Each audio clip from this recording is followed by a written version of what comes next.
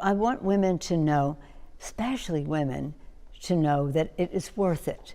After stepping down as the longtime leader of House Democrats, Congresswoman Nancy Pelosi is reflecting on her time at the top. 20 years as House Speaker or Minority Leader. In her new book, The Art of Power, she's taking stock. Everything from the passage of the Affordable Care Act. Every place I go, people say, "Thank you for saving my life or my child's life." And her concerns about the invasion of Iraq. I knew that there was no intelligence that supported the threat. That was what I said. To the January 6th Capitol riot. You can repair the damage, you can do all those things, but the trauma is something that is ongoing, and I'll never forgive them for that. But she's adamant it's not a memoir. It's a book of decisions about leadership and certain decisions that are made, and about the values on which it is based. Some of the most personal revelations in Pelosi's book, though, do not involve the power she wielded, but how powerless she felt when her husband was attacked. It's in our own home, making our home a crime scene. Paul Pelosi was in their San Francisco home when an intruder struck him with a hammer, coming within centimeters of killing him. The attacker motivated by the Congresswoman standing up to former President Donald Trump, but she was out of town at the time. Pelosi writes that without her husband, she never would have become Speaker, and I would never have done it if I thought it would one day cause him to risk his own life. I was an effective legislator, getting the job done. I was an effective fundraiser. I was an effective political leader to win elections, to win the House again and again.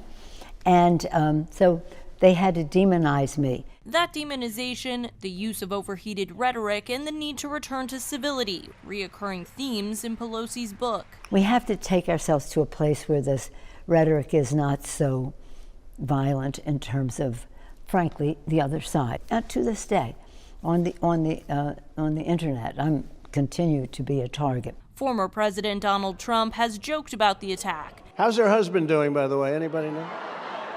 That was before a gunman tried to kill him last month. Do you think now he understands what political violence and what heated rhetoric can do? I have no idea what he understands, if anything.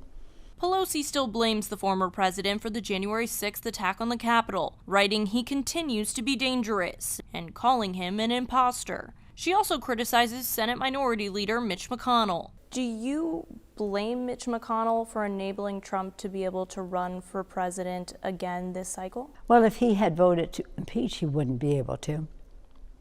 Yeah, I don't know what he was afraid of, but his actions were not consistent with his words. That's most unfortunate. Although the book is a look back, Pelosi is also looking forward, urging Democrats to organize around their new candidate for president, Kamala Harris. We're all very excited about her candidacy and the idea that we would have a woman president. It's part of Pelosi's determination to bring more women to the table and to eventually lead it. It's not that women are better than men, it's just we need the diversity at the table. This push for female leadership is an anchor throughout her book. She has a word of advice for those who come after her. Never let the friendship leave your voice. Treat everyone as a friend, but know who your friends are. In Washington, Cassie Simeon, Spectrum News. Thanks for watching our YouTube channel. Let Spectrum News be your resource for balanced, in-depth political coverage. And click the subscribe button here. You can also download our app and watch us on TV to learn more about the candidates, where they stand on the issues, and more. We'll see you then.